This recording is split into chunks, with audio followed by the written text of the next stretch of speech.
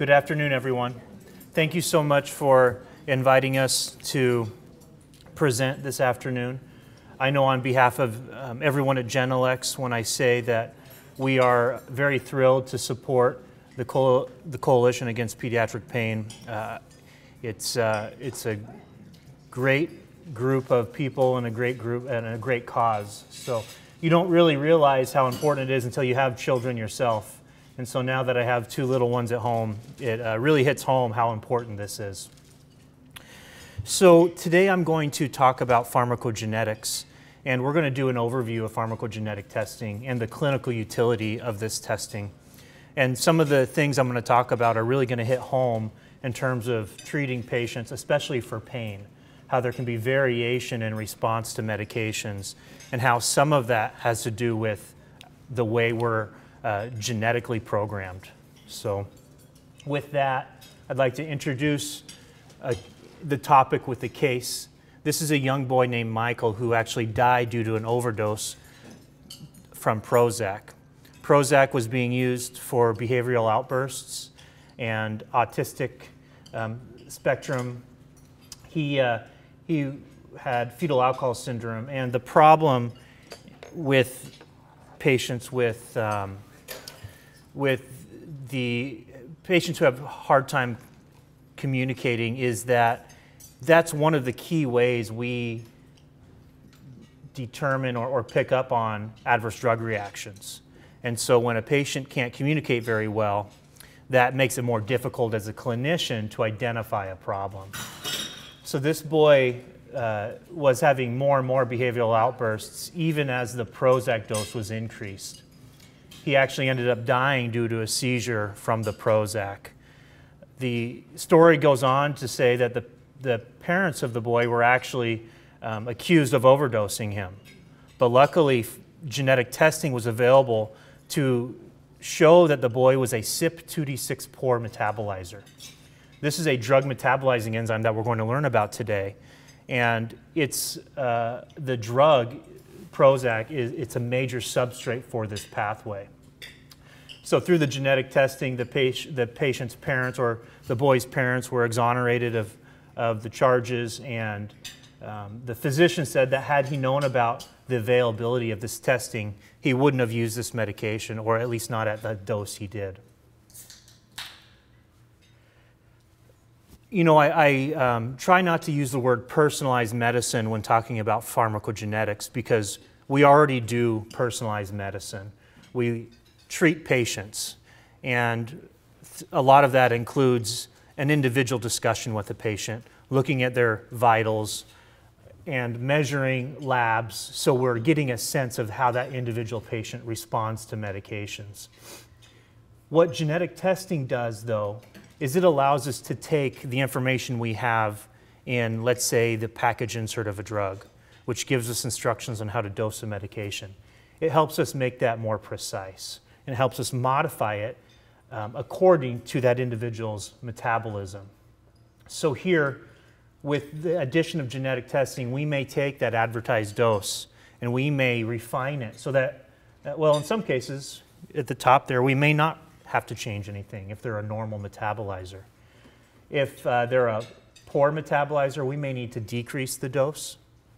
Perhaps we need to increase the dose because the patient's a rapid metabolizer. And in some instances, we'll need to use a different medication altogether.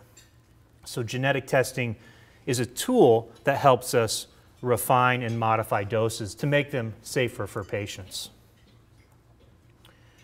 Our focus today is really going to be on the pharmacogenetics of pharmacokinetic biomarkers. And there's a reason for that. Pharmacokinetic biomarkers are very easy to objectively measure.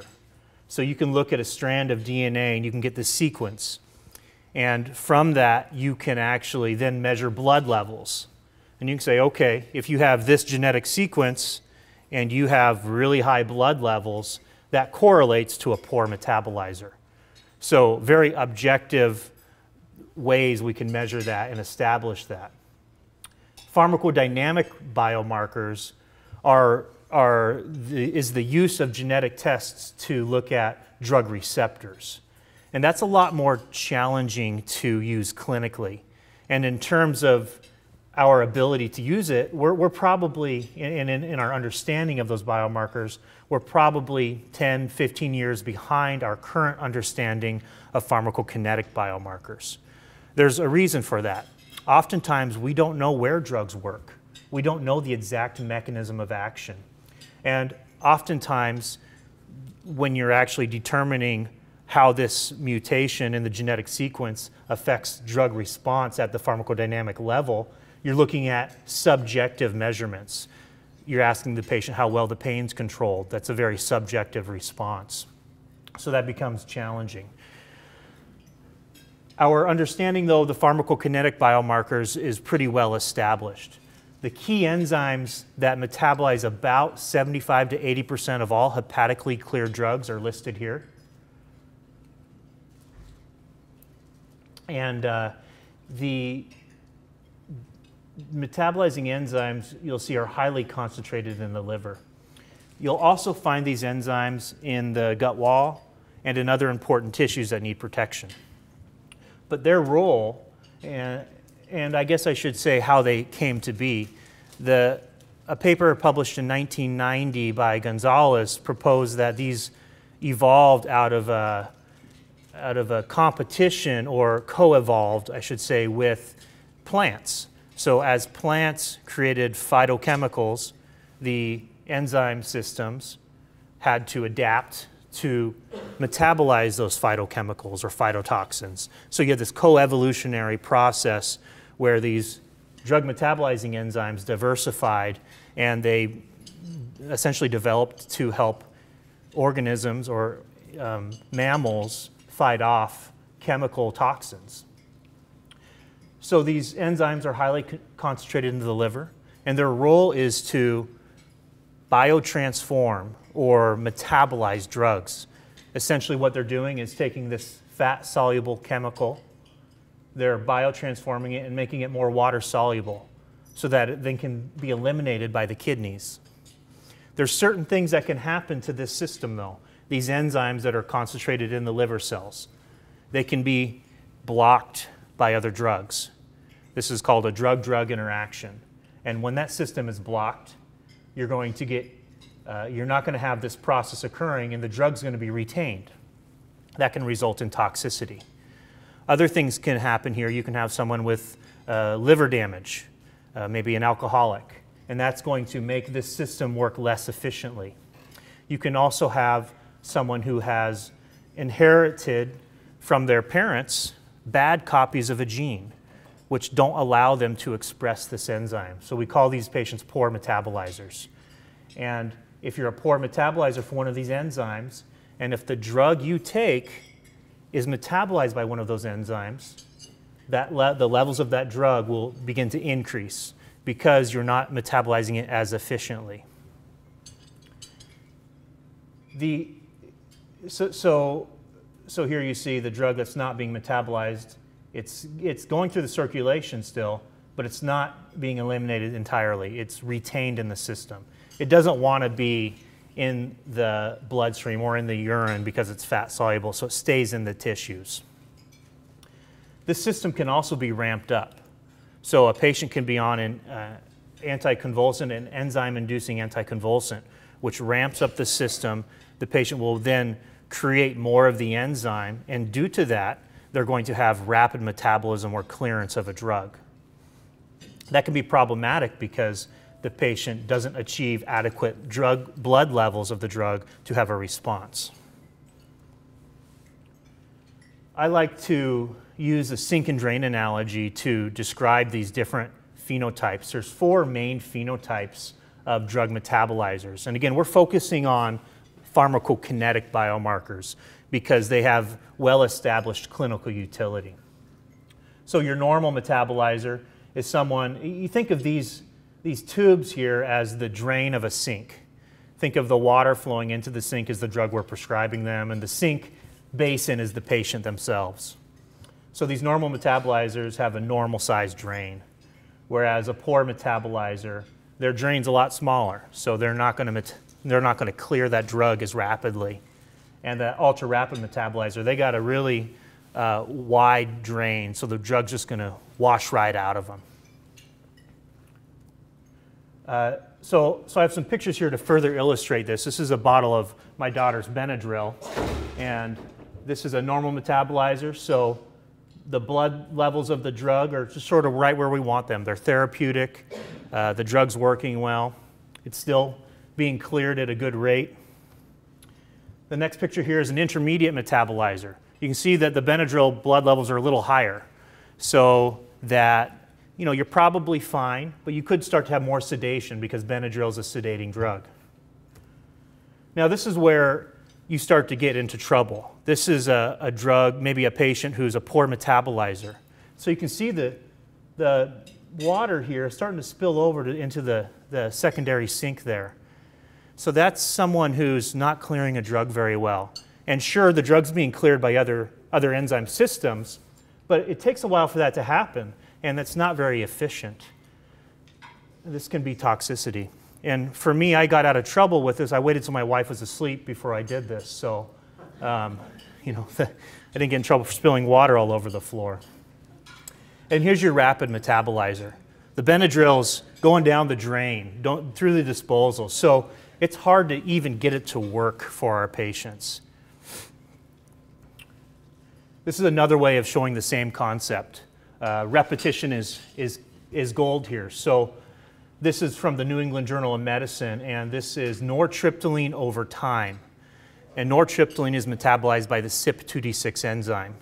So here we see these different lines show or demonstrate the direct consequence of having either good or not good copies of a gene and blood levels. So here's someone at the top line who has no functioning alleles or genes for CYP2D6. Therefore, they do not express the enzyme, and they cannot metabolize the drug efficiently. So drug levels are the highest. We call them poor metabolizers. The next line is someone with one good copy of the gene. So they got one good copy perhaps from their mother, one bad copy of the gene from their father. So they don't express as much enzyme as a normal metabolizer would, but they do still have some enzyme available to metabolize at that pathway. We call those patients intermediate metabolizers. The next line is a normal metabolizer. So they have two good copies of the gene. The next two lines, though, represent patients with duplicate copies of genes.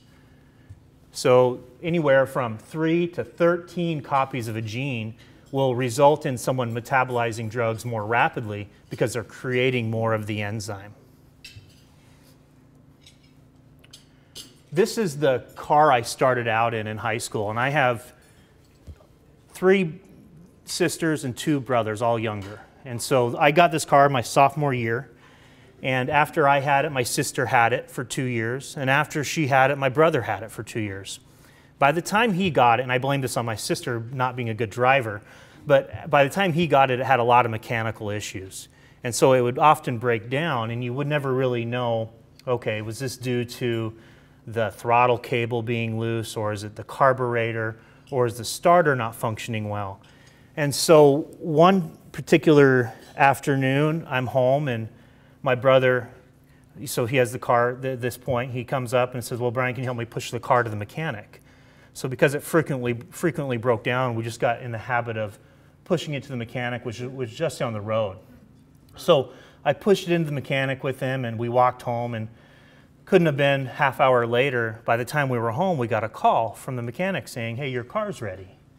We couldn't believe it. We said, well, what was wrong? He said, oh, I just put some gas in it and it started up fine.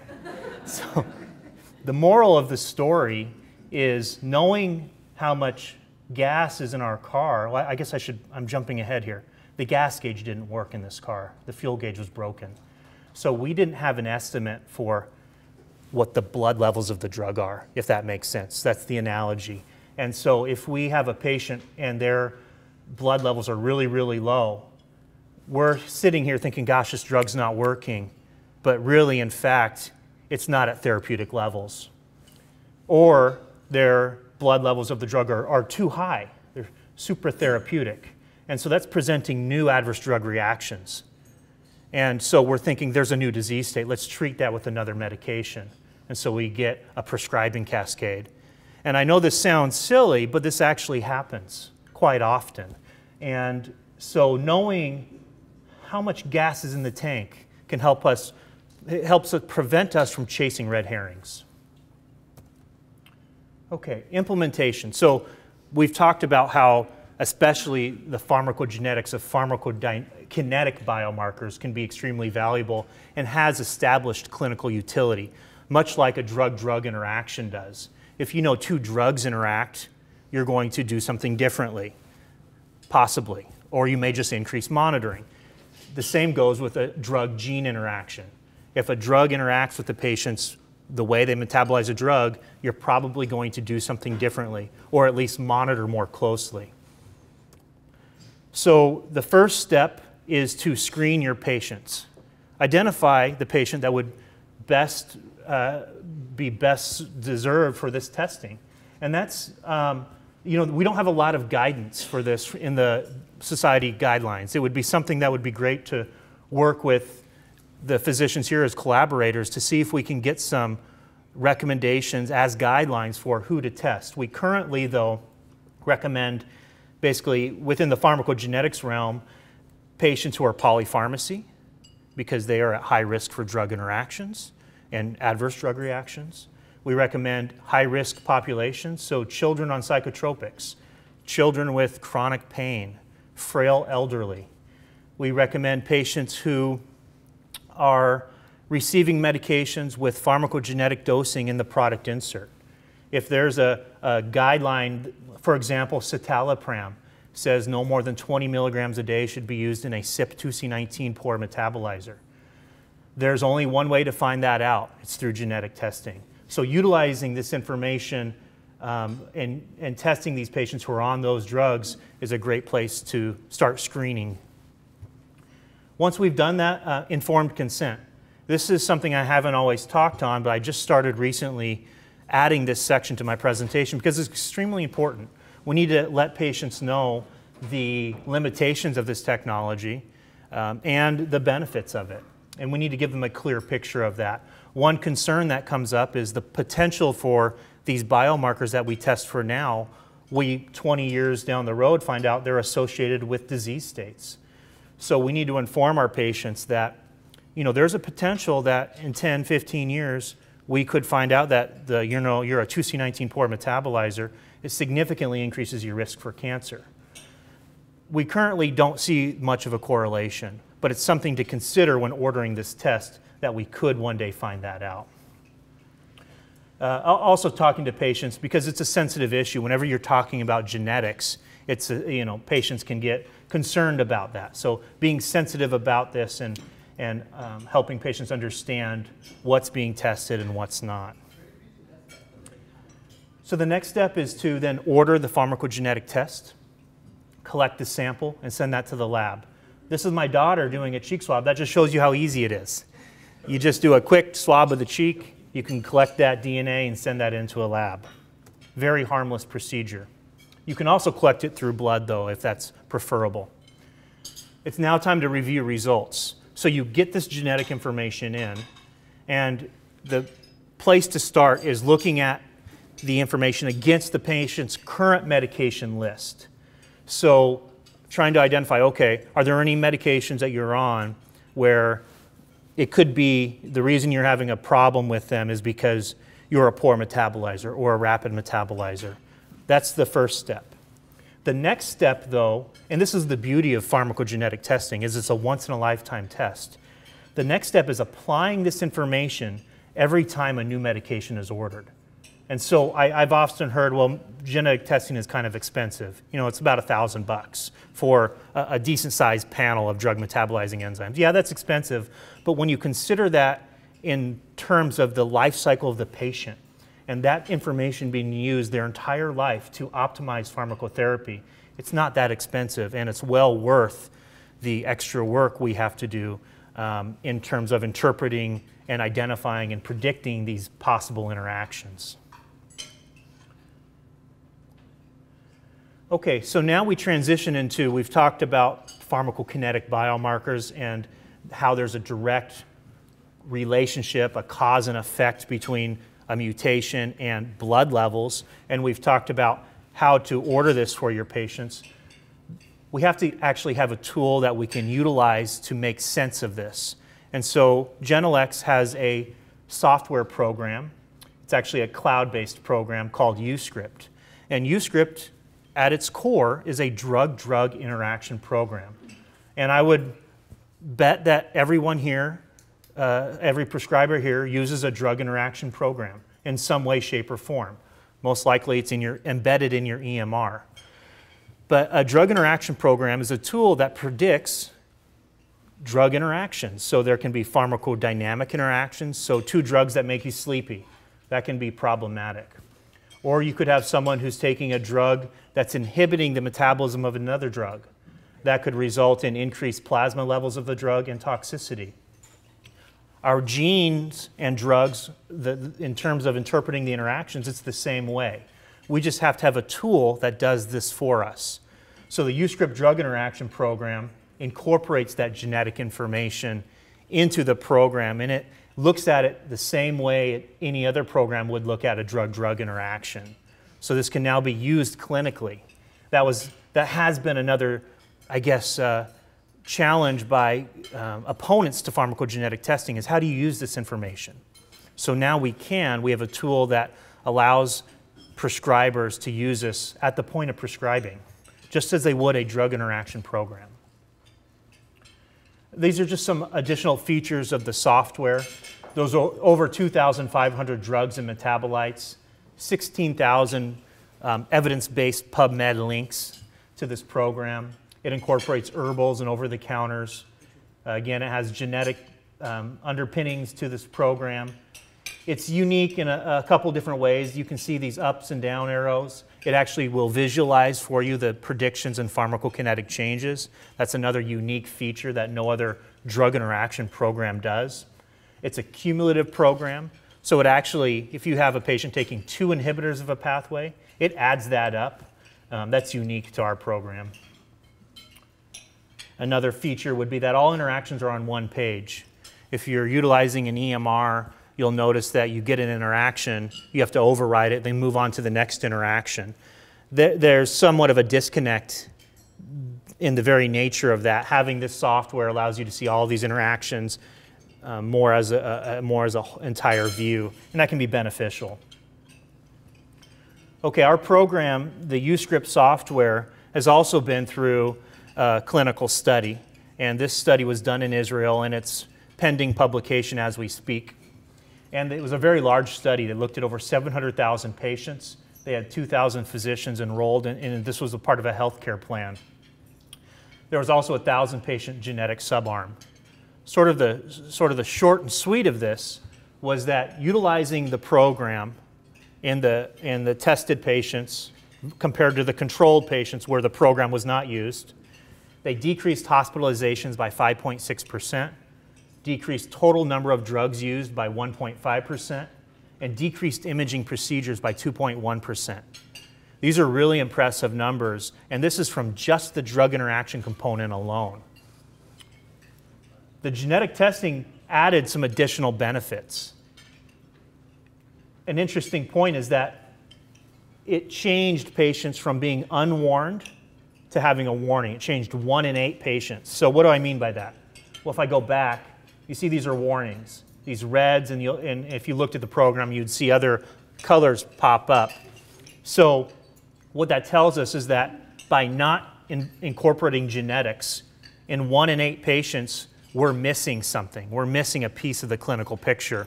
We're missing a potential interaction that could be hurting the patient.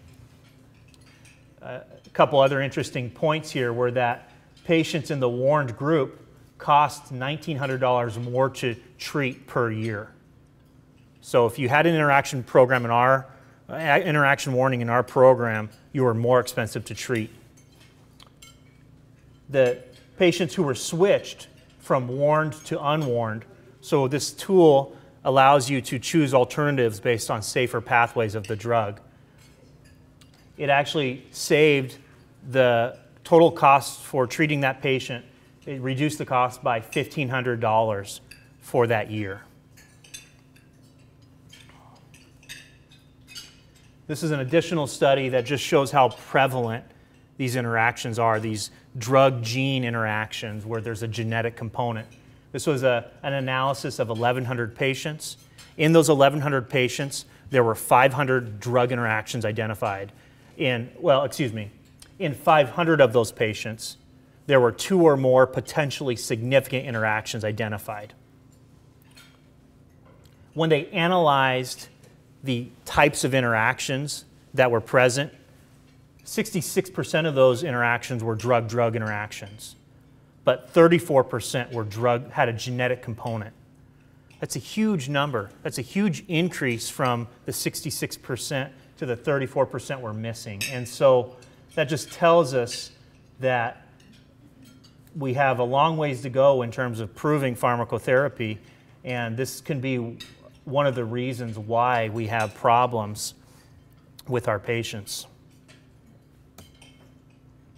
Okay, so now I want to just cover 3 cases about how this program has either helped patients or how pharmacogenetics could have helped someone.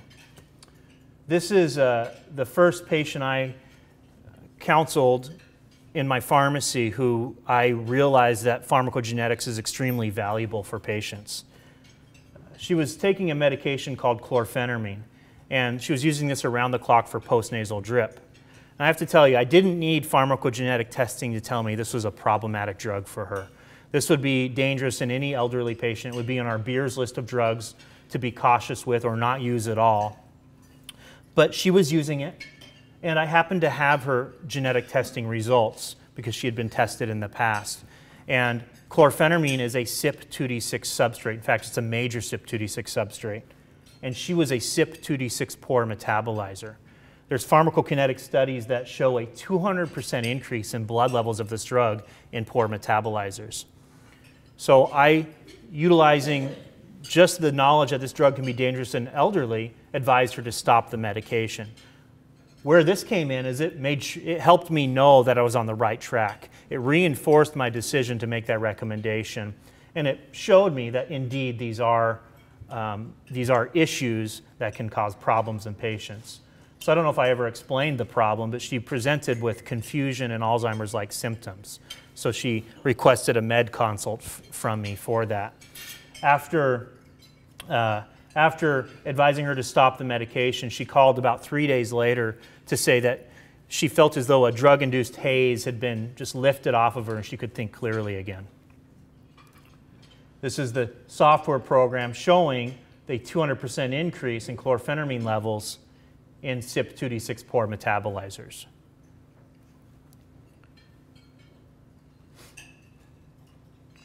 This case is a case from the New England Journal of Medicine in 2004, and it's a patient with 62-year-old with past medical history of chronic lymphocytic leukemia. And he had a 3-day history of fatigue, dyspnea, fever, and cough, and he was admitted for pneumonia. When he was admitted, he was prescribed a number of different drugs, including ceftriaxone, clarithromycin, voriconazole, and codeine. The codeine was dosed at 25 milligrams 3 times daily. And unfortunately, he, on day 4, was found unresponsive and sent to the ICU. But he did recover with naloxone. So what's going on here is a drug interaction with a genetic component. And so it's pretty interesting. When they measured the blood levels of morphine in his system, they were 80 times the normal levels. So they were extremely high. So why could that, what could have caused that? Codeine is a prodrug. It gets converted to the active metabolite morphine. When voriconazole and clarithromycin were added, they inhibited CYP3A4, which is one of the 2 major enzyme pathways for this drug's metabolism. Inhibiting those meant that codeine only had CYP2D6 to be metabolized by. And this patient was a rapid metabolizer for CYP2D6. So all of this codeine got shunted through CYP2D6. That morphine accumulated. He went into renal failure and almost died because of it. This is the software showing you that had we utilized this program prospectively at the point of prescribing, we could have known that the metabolite of codeine, morphine's levels, were predicted to increase greater than 200%.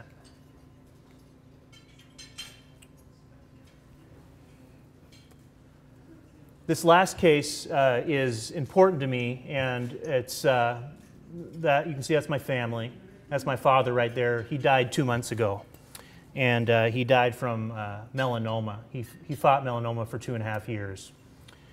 And I guess the reason I wanted to present this case is because we don't always know for sure the things we do, what difference they make.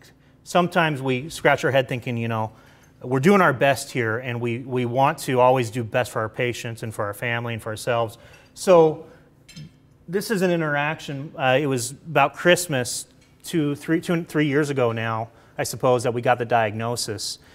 And he started oral chemotherapy agent right away. And so the medication he started was called Zelboraf. And this medication has horrible side effects. It can cause joint pain, horrible achiness. He got to the point where he could barely walk up the stairs. My dad was a physician, so he would often prescribe himself antibiotics for cellulitis or things of that nature. So one of the drugs he prescribed for himself was ciprofloxacin. This is a medication that actually inhibits CYP3A4, and Zelboraf, the chemotherapeutic drug, is actually a substrate for that enzyme pathway. This interaction program, UScript, didn't predict a significant increase, only a 26 to 75% increase. But again, this was early on in my dad's treatment. He was given about 6 months to live at the time. And I told my dad, hey, get off that Cipro. You know, there might be a drug interaction here that's causing the blood levels of the Zelboraf to increase, and maybe that's why you're having such bad joint pain. He stopped the medication, the Cipro, and the pain went away, and he was able to continue on his Zelboraf. The reason I'm telling this is because had he stopped the Zelboraf then, he may have only lived 6 months. But he was able to continue on the therapy because the pain went away, and he lived for 2.5 years.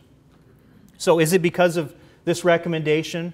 Maybe a little, probably not entirely. It's just a small piece of the picture. As this illustrates, there's a lot of things involved in pain, in treating patients. Pharmacogenetics is just an additional tool to help us do a better job. That is all I have. These are some additional readings I have if you're interested in this topic on drug interactions and pharmacogenetics. I will open it up for questions. Thank you.